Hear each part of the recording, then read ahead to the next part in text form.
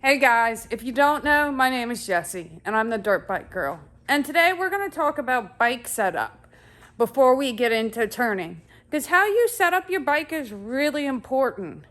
And the number one thing I think in setup is your suspension. So I have a full-size bike. Well, no, my frame's on a 125 frame, so it's a little bit smaller than the big bikes, but it's still a full-size bike. So I've had my bike lowered because I'm only 5'2", right? And I think the most you can lower from talking to suspension people and doing a lot of research is about 1.5 inches before you lose a lot.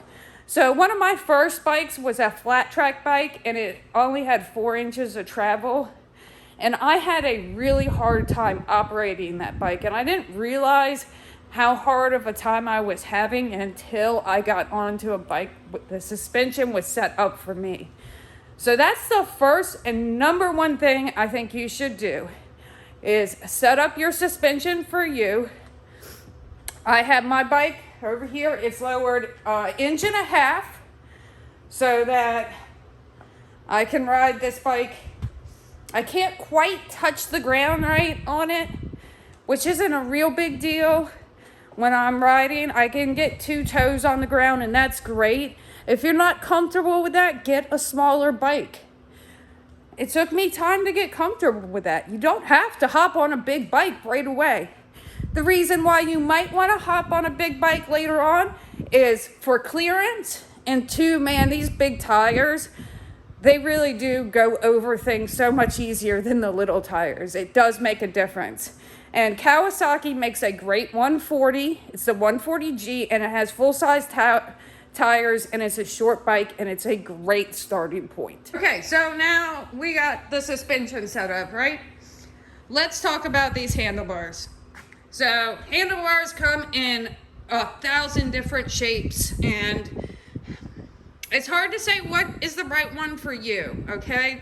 Try, whenever you see somebody with different handlebars, try them out. See what you like. I like just the regular old bend in mine, personally. But I like the mini bars for the woods. And I'll show you those in just a second. But for me, personally, I just like the regular bend. I like it just about right in the middle. You can roll these forward if you're taller, roll them back. You know, mess with it, move it around, see where you're the most comfortable. They do come in a lot of different shapes and sizes. I put the start and stop button on the same side for me. I like it set up that way. And then the other thing you need to set up is your clutch and brake levers. And these should be set up at a downward angle. You can see that? You don't want them straight across. So this should be set up for mostly what we're doing is standing. So it should be in a comfortable position for when you're standing, but also when you're sitting. And you can see mine's broken. That's no big deal because we're just using 2 fingers on it. So that's all I need. There is all different types of levers and all different, again, things you can do with these. But stock is fine for me. I do have an issue where I feel like my hands are so little I can't quite reach, and I'm doing some research into seeing if I can put on like the 85 setup onto here because it's so much closer for me and I like the feel of it, but I haven't quite gotten that far yet. So lots of stuff to do, but definitely have these pointed at a downward angle. Stand on your bike and feel where it's comfortable. Loosen up these. Get it nice and comfortable, then tighten them back up. These are my mini high bars. So I like these because they are shorter.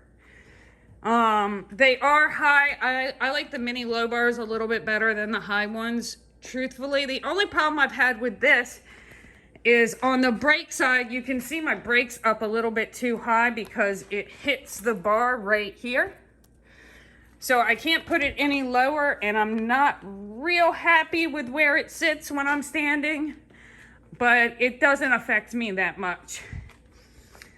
The other thing is you can put flags or you can put regular hand guards. What's the difference? Here's what I found and why I kind of like the flags. Is when with a regular hand guards like this, I hit a tree, it hits and knocks my whole handlebar, and then of course I run into another tree afterwards.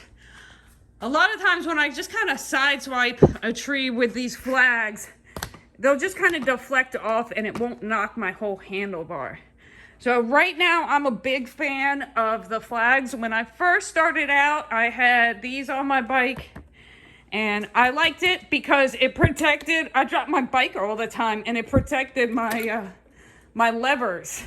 And you can see how many of my levers are broken. But that was really the only reason I had them on there, was to protect my levers.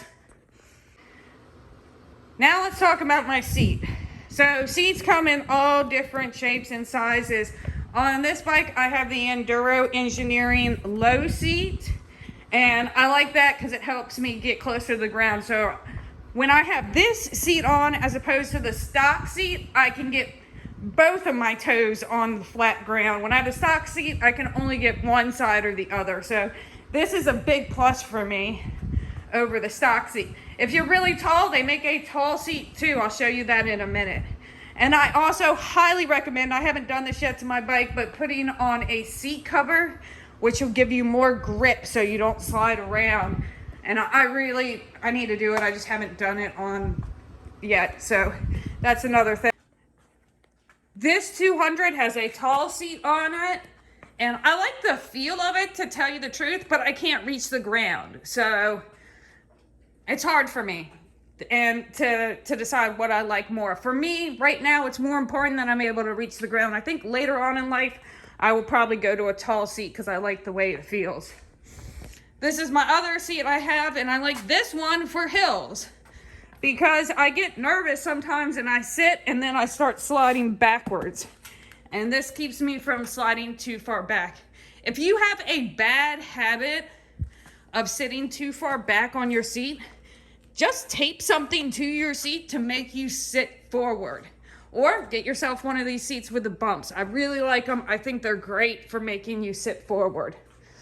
And like I said, seats, they just come in all different types and sizes, and there's lots of things. Here's another tall seat, and you can see it's got the grip. That's a regular seat. That's the tall seat. So there's lots of options out there. Do what's best for you. Do your research. Try other people's bikes and see how it feels before you go out and buy something. Next, let's talk about foot pegs. So I have aftermarket foot pegs, and what I like about these is I can replace these things when they get dull. And you want to be able to do that because you want your foot pegs sharp and you want your feet to be able to grip onto them and stay on them. You can see these ones over here are starting to get a little dull, and they probably don't hold on as well. Next, we've got our shifter, right? You want your shifter and your brake pretty level with your foot peg. So here's what I found. When I had my Alpine Stars, I had this down one notch and it was fine. When I got my Garnet boots, it was down too far and I moved it up one notch. But you want it pretty level when you set it up. That's where that should be. On this side, you can see my giant brake pedal. This is not from Hammerhead. I got this off of eBay. And you can see it's got little, you can make it, bring it out further. If you got bigger feet, you can move it in all different, so that your foot gets exactly on the brake pedal. And I love this one. So the problem I had before was that my feet are so tiny. When I would go to reach for the brake pedal and I was standing, my foot would collapse. My whole leg would collapse because I didn't have enough of my foot on the foot peg. And then I would put all my weight onto the brake and I was using too much brake. This allows me to keep my foot, most of my foot on the foot peg, and just use a little bit of brake, especially when I'm standing. One of the best things I did to my bike by far is that right there. especially for us shorter people. So that's just the real basics of how I've set my bike up. We haven't talked about the clickers on the suspension. We haven't talked about gearing. There is a lot more to it, and you'll find it out as you go along. But right now, we're trying just to keep things simple and start at the very beginning. And so here are the things that I found really helped me at the beginning. Setting my suspension up for myself, making sure my levers were in the correct place, and getting ones that work for me. And the last thing was really my seat. That was kind of the last key to the puzzle for me that really helped me out. So I really hope that helps you guys out.